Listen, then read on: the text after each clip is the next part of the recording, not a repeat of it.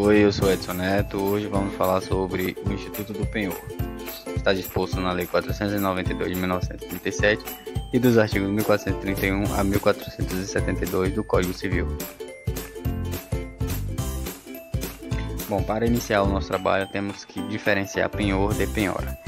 O conceito de penhor está disposto no artigo 1431 do Código Civil e o conceito de penhora está disposto no artigo 831 do Código de Processo Civil. Então vamos lá. O penhor, em regra, é um direito real de garantia sobre bens imóveis. Por outro lado, a penhora é um ato processual de bloqueio de bens através do processo de execução para satisfazer a dívida com a ajuda da asta pública.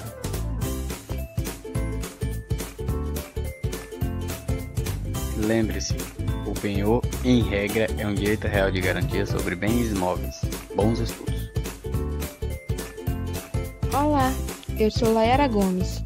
Vamos dar continuidade ao nosso trabalho. Da definição legal, extraem-se os sujeitos da relação pignoratícia. O devedor, sujeito passivo da obrigação principal, ou o terceiro estranho àquela que oferece o ônus real. Assim, pode ser proprietário da coisa onerada ou não. Artigo 1427 do Código Civil. E o credor, titular do direito de crédito, aquele a quem é conferida a posse da coisa empenhada pelo devedor, contudo, sem possibilidade de atribuição dos poderes de usar e gozar da coisa ou de pacto comissório. Artigo 1428 do Código Civil. A natureza jurídica do penhor é de direito real de garantia sobre coisa alheia. Vale dizer, o direito do credor pignoratício recai diretamente sobre a coisa. Uma vez legalmente constituído, opera erga omnes. O penhor tem caráter acessório, por ser mesmo direito de garantia e, como tal, segue a sorte da coisa principal, de maneira que, se for nula a obrigação principal, nulo será o penhor.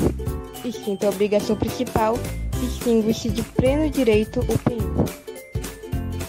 Como contrato real que é, o penhor exige, além do mero acordo volitivo das partes, a entrega, ou como quis dizer o legislador, a tradição efetiva da coisa empenhada para a sua perfectibilização.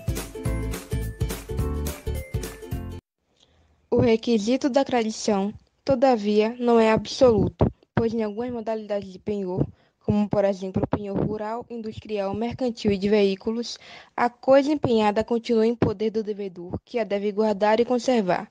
Parágrafo único do artigo 1431 do Código Civil. Olá, nobres colegas. Eu sou o Rafael. Sem mais delongas, vamos continuar. No direito civil brasileiro, o penhor se constitui por força de lei ou por convenção das partes.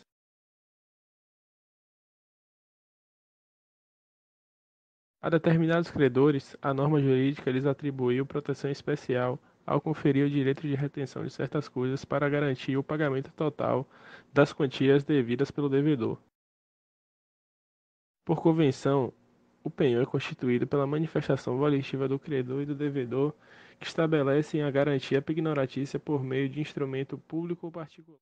De acordo com o artigo 1424 do Código Civil, o contrato de penhor deve conter, sob pena de não ter eficácia, os seguintes requisitos: o valor do crédito, sua estimação ou valor máximo, o prazo fixado para pagamento, a taxa de juros, se houver, e o bem dado em garantia com suas especificações. Direitos e deveres do credor pignoratício. Na exata dicção do artigo 1433 do Código Civil, o penhor confere ao credor pignoratício os seguintes direitos: a posse da coisa empenhada, a retenção dela até que indenizem das despesas devidamente justificadas, o ressarcimento do prejuízo que houver sofrido por vício da coisa empenhada. Ao credor pignoratício foram otorgadas as seguintes obrigações: a custódia da coisa, a defesa da posse da coisa empenhada, a imputar o valor dos frutos de que se apropriar. Olá, eu me chamo Mariana e vamos agora falar acerca das espécies de penhor. O penhor legal é a modalidade de garantia real estabelecida pela lei em favor de certas pessoas, como se extrai do artigo 1467 da Lei Adjetiva. artigo 1467, encontramos os credores pignoratícios, independentemente de convenção. São eles: 1. Os hospedeiros ou fornecedores de pousada ou alimentos sobre as bagagens móveis, joia ou dinheiro que os seus consumidores ou fregueses tiverem consigo nas respectivas casas. 2. O dono de prédio rústico ou urbano sobre os bens móveis que o rendeiro ou inquilino tiver guarnecendo o mesmo prédio, pelos aluguéis ou rendas. São requisitos dessa espécie de penhor a relação negocial precedente, de hospedagem ou congênere e de locação, e o inadimplemento dela decorrente. Quanto aos hospedeiros e fornecedores de pousada e alimentação, a lei exige ainda que o montante da dívida seja apurado de acordo com a tabela impressa, prévia e ostensivamente exposta no estabelecimento dos respectivos preços, sob pena de nulidade do penhor, conforme o Código Civil, artigo 1468. Homologado judicialmente o penhor, a constituição do direito real de garantia é finalizada e o credor deixa de ser mero detentor da coisa apreendida, devendo iniciar a execução da dívida no prazo legal, sob prescrição da ação, conforme o Código Civil, artigo 206, parágrafos 1º e 3º. Agora passo o bastão para a nossa colega Messia, que vai dar continuidade às espécies de penhor. Até mais. Tudo bem, gente? Eu sou Messia e vamos aprender mais sobre as espécies de penhor. Vamos lá? Penhor agrícola recai sobre colheita pendente ou em via de formação, abrange imediatamente seguinte. No caso de frustrar-se ou ser insuficiente a que se deu em garantia, artigo 1443 do Código Civil. Os termos do artigo 6 da Lei de número 492 de 37 pode ser objeto de penhor agrícola, colheitas pendentes ou em via de formação que resultem de prévia cultura e de produção espontânea do solo. Penhor pecuário incide sobre os animais que integram a atividade pastoril, agrícola ou de laticínios, artigo 1444 do Código Civil, os quais não podem ser alienados sem prévio consentimento por escrito e do credor, artigo 1445 do Código Civil. Lembre-se, galerinha, que o artigo 1439 do Código Civil prescreve que o penhor agrícola e o penhor pecuário não podem ser convencionados por prazos superiores aos das obrigações garantidas.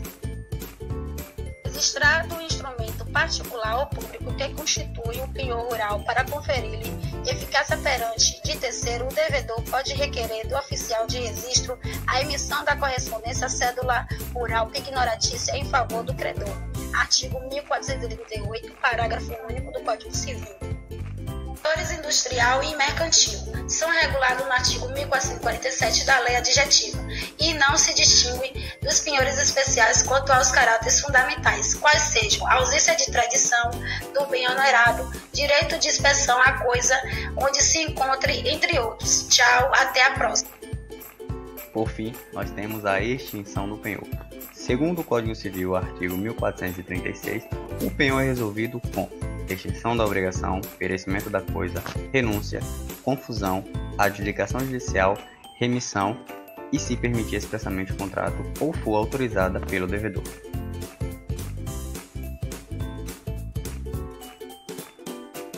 Bom, é isso, gente. Era o que tínhamos para falar sobre o Instituto do Penhor, artigo 1431 a 1472 do Código Civil. Forte abraço. Tchau.